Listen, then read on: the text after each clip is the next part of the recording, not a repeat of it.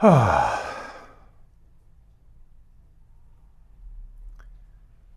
you're here.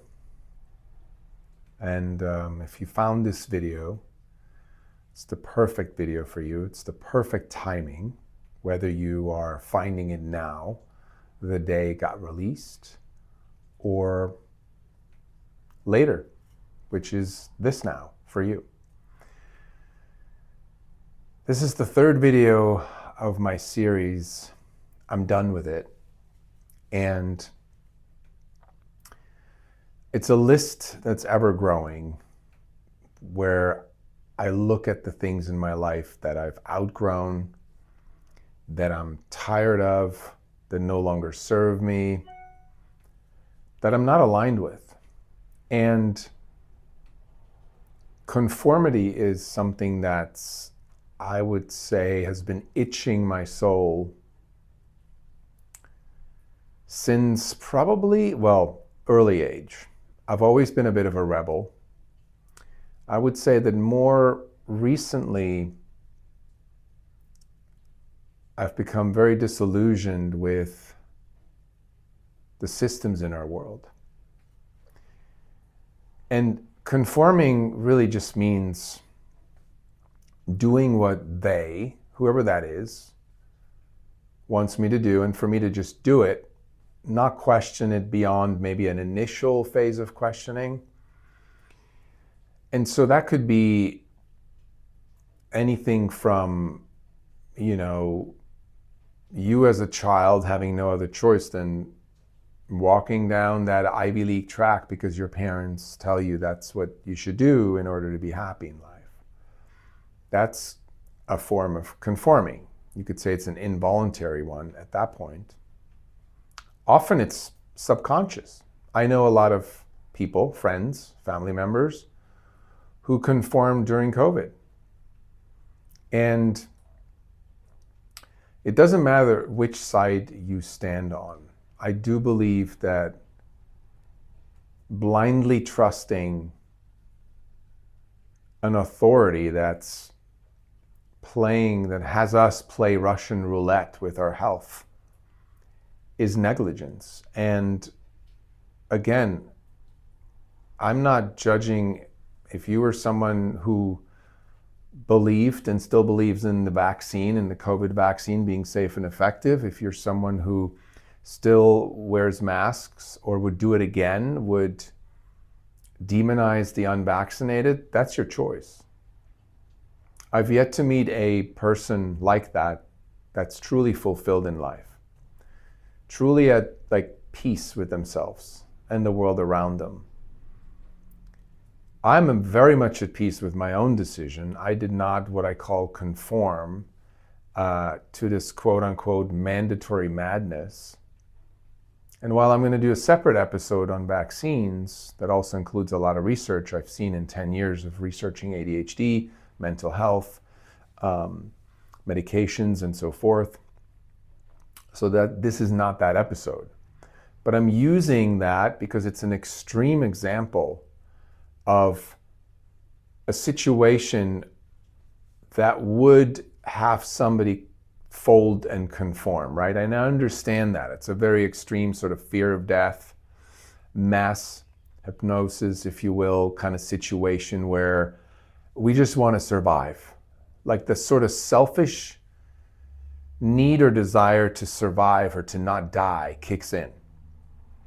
And I've seen people do things that are illegal, negligent, immoral, out of integrity, and so forth, right? Because they were like, I don't want to die, so fuck you, for in any way, shape, or form tempering with that, right? Again, you choose. There's no judgment. I'm not going to be the judge. I don't believe there's a judgment day. I think that's a metaphor, but that's maybe another episode around religion. There is no judgment day where, you will be judged for having been that person during COVID. No, you got to live with yourself, You got to live with your own health problems. You got to live with your own guilt. You got to live with your own grief, with your own resentments, regret, right? At the end of the day, when you look into the mirror, you're the one that gets to answer the question, do I live a fulfilled life? Am I happy? And by happy, I simply mean, am I stable and, content with what I have? Can I muster up gratitude for what I have and be content with just what I have, right? You have to answer that for yourself. So that was an extreme moment of conformity, right? For people to conform to what they've been told they need to do. Now, there's also a silent conformity happening in the background constantly, 24/7. And it all comes from a sense of not wanting to be outcast, not wanting to be the one to look bad, to be the odd one out, right? The tall poppy, if you're familiar with the tall poppy syndrome. If not, look it up. But, there's something inherent in human being that almost, reminds us daily that don't rock the boat too much. Don't be the odd one out, right? And we see this in the way certain people dress, in the way certain people present.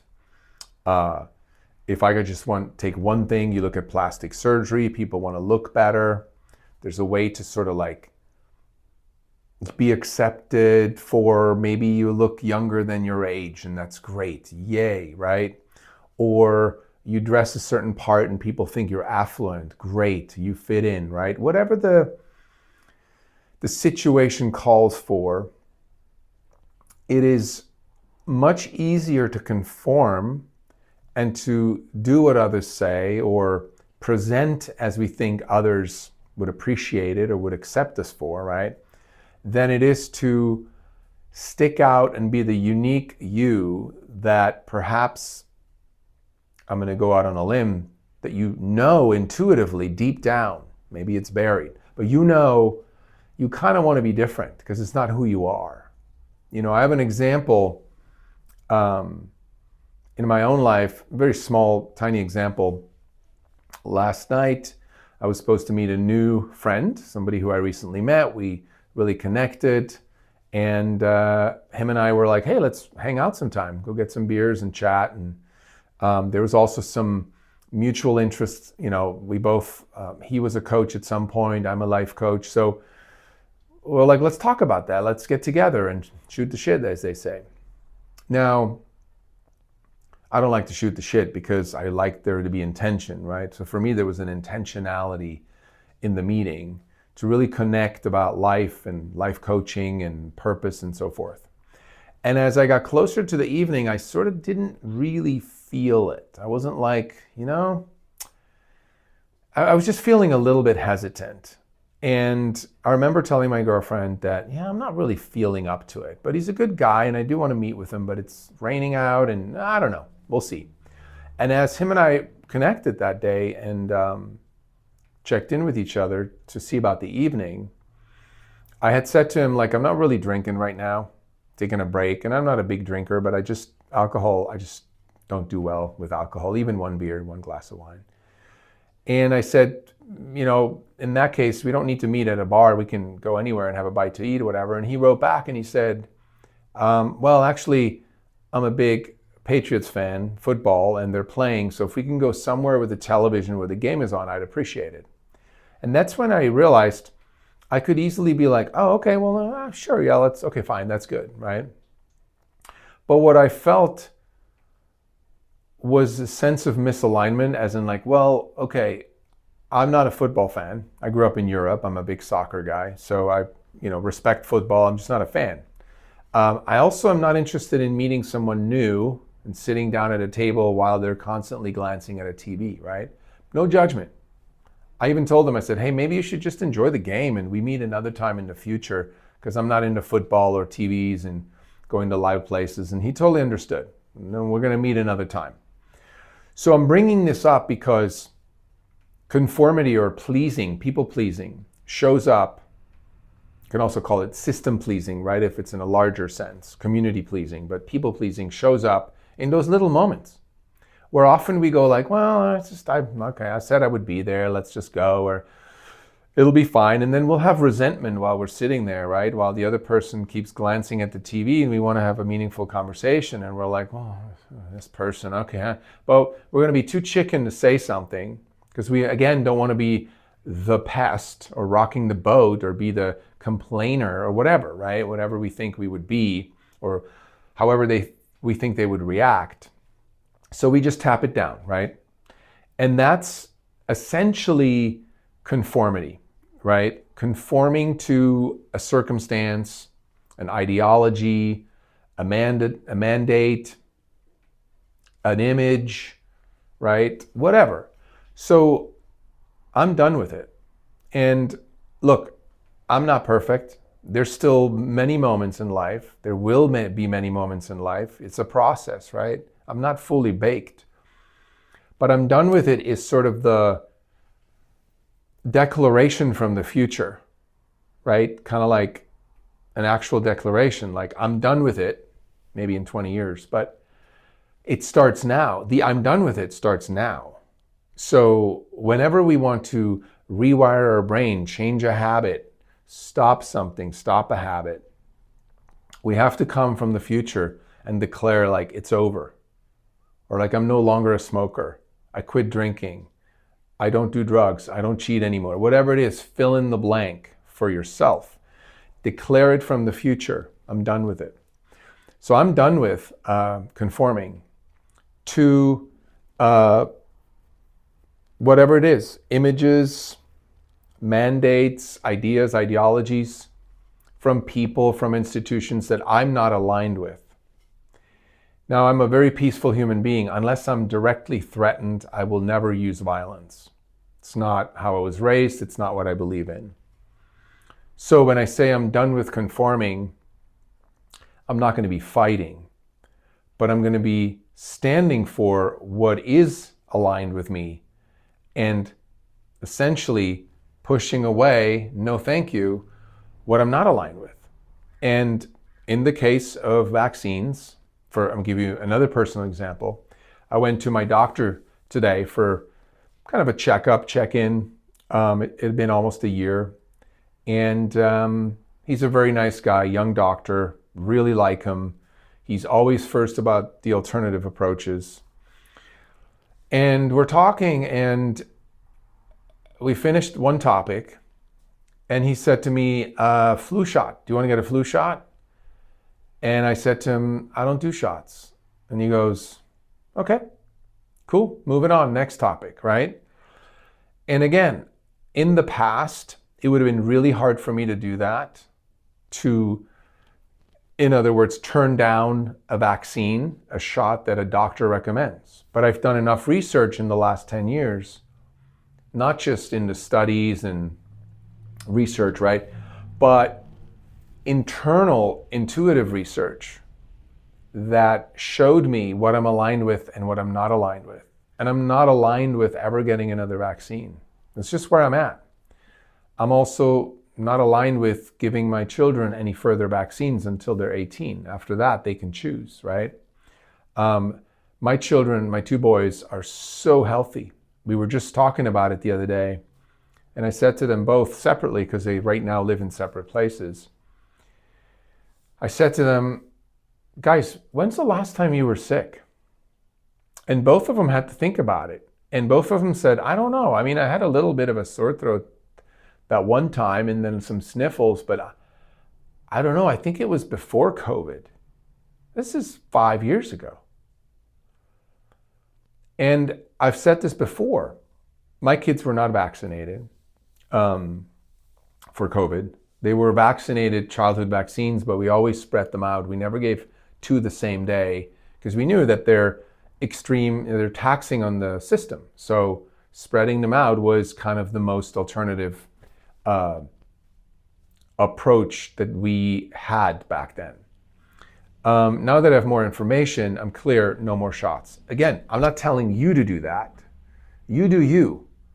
You know, if you're an adult listening, it's kind of a reverse psychology. I always say, like, you have every right to harm yourself. You're an adult. If you choose to do something that you think is right, even if it's stupid or wrong or, hurtful, you have the right to do that. I'm not going to be one of those self-appointed protectors of your health and well-being, right? To me, that's just a red flag for people who have so much shit going on in their own home. They're not willing to put their house in order first, so they got to go be the self-appointed protector of others, right?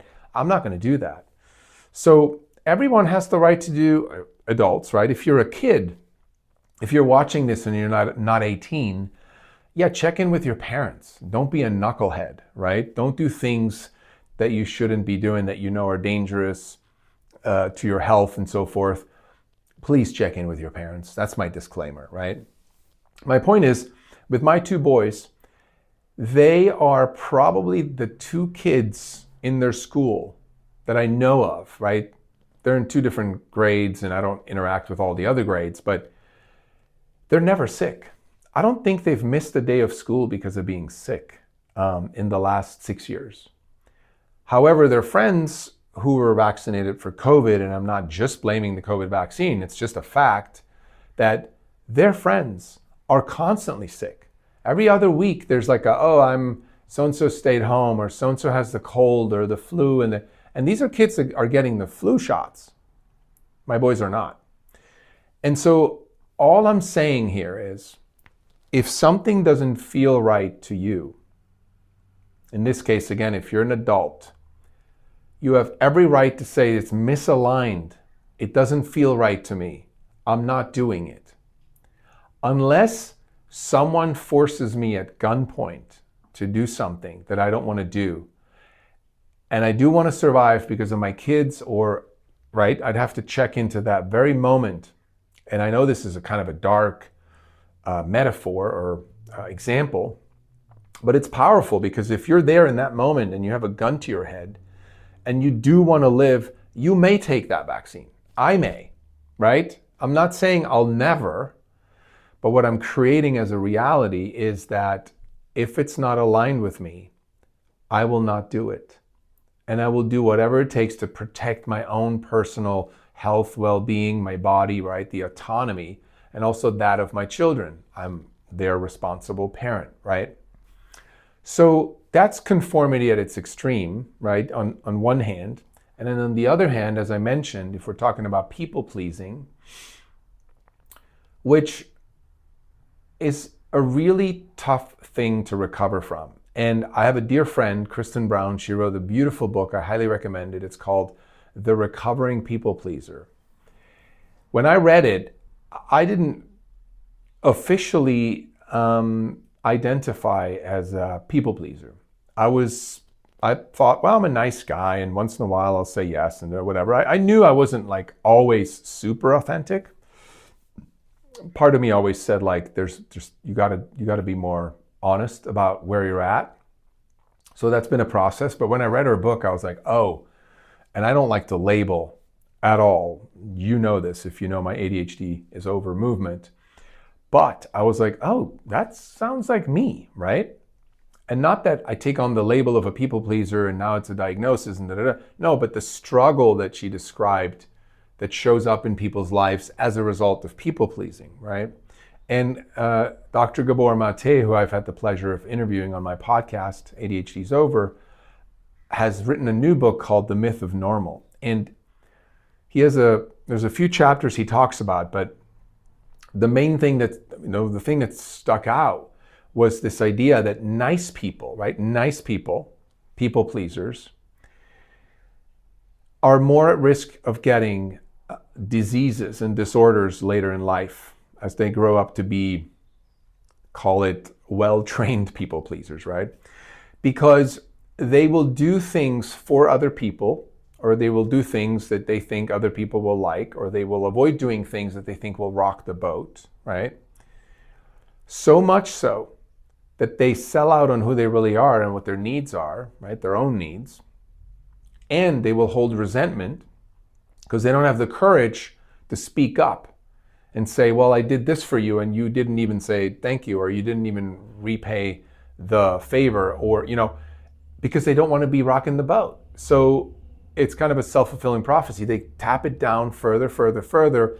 That is the festering pressure that causes diseases like cancer, right? Or mental disorders. So I'm a big believer of that, and you don't have to believe me. Read Gabor Mate's book, The Myth of Normal. He backs it all up with research and case studies and so forth. I'm saying this because people pleasing is a dangerous thing over time. Now, it's one thing to be nice to people, to be loving and to be courteous and respectful and to be of service and to have gratitude, right? 100%, all of it, please, yes. Let's all practice more of that, starting with myself, right? At the same time, when we're the nice person, the people pleaser, the always say yes to everything, the overextender, all of that is actually going to be a detriment to our mental health and physical health, big time, because it's psychosomatic, right? Starts internally and then it manifests in the body. I'm a big believer that all of our diseases and disorders are psychosomatic, meaning it's a disorder, it's out of order, it's a dis-ease, it's not at ease. Psychosomatic. So we actually have, contrary to what the mainstream narrative or the establishment tells us, we have the power, and I believe the responsibility, to heal ourselves fully at any time. To me, there is no disease and disorder that we cannot individually cure ourselves through natural immunity, through healing, spiritual, mental, physical, all of it combined. I do believe it's possible. It's a big claim, right? Because I've been fortunate enough not to have to deal with a heavy disease or disorder myself. But that can coexist. I believe that I can have the belief that we can heal ourselves completely and naturally from anything, while at the same time still experiencing body aches and things I'm going through, things I'm going to the doctor for, disorders, diseases, any of that, right? Because once we're in it, we are tested to see what are you going to do when you realize you have a disorder, dis-ease. How can you put it back into ease? How can you put it back into order? Sometimes if it's an emergency, yes, Western medicine, pharmaceuticals can help temporarily. Most of the time, we can do it naturally. I'm a big believer. So when conformity comes at me and says natural immunity is not strong enough, it's not real, it's misinformation, I say no, not for me. Maybe for you, that's fine. If you're aligned with that, great, right? But we have to be the ones checking in with ourselves. Like, am I aligned here or am I conforming? Am I aligned here or am I conforming? I'll say that again. Am I aligned with this situation, this person, this mandate, this suggestion, this, presentation? Am I aligned here? Or am I conforming because, well, if I don't do what they say, I'm going to be the odd one out. I'm going to get outcast. I'm going to be the one rocking the boat. I'm going to be the pest. I'm going to be the person that's not liked, not loved, not validated, not accepted, and ultimately not happy, right? So I'm going to wrap it up here by saying alignment is the key to realizing who we are. And the only way to get there is by saying no to what we're misaligned with so that we can say yes to what we're aligned with. So it's a bit like the statue of David, right? Chipping away everything that's not David, so then we see David. So that's all I wanted to say. Next time, before you people please or conform, simply check in with yourself. Do I really feel like this is what I want to do or should do, right? And the more you ask that question, the more you're going to activate your intuition and you're going to calibrate it so that it can inform you and say, actually, no, I'm not really feeling this kind of bodily feeling. I've had 2 times in a row now with 2 similar situations. I think I'm picking up a pattern here. So next time that shows up, I'm going to question myself. And if I'm too tired to go to a meeting, I'm just going to say, no, thank you. I'm too tired. Let's do it another time, right? That's how we start, one step at a time. So yeah, conformity, I'm done with it.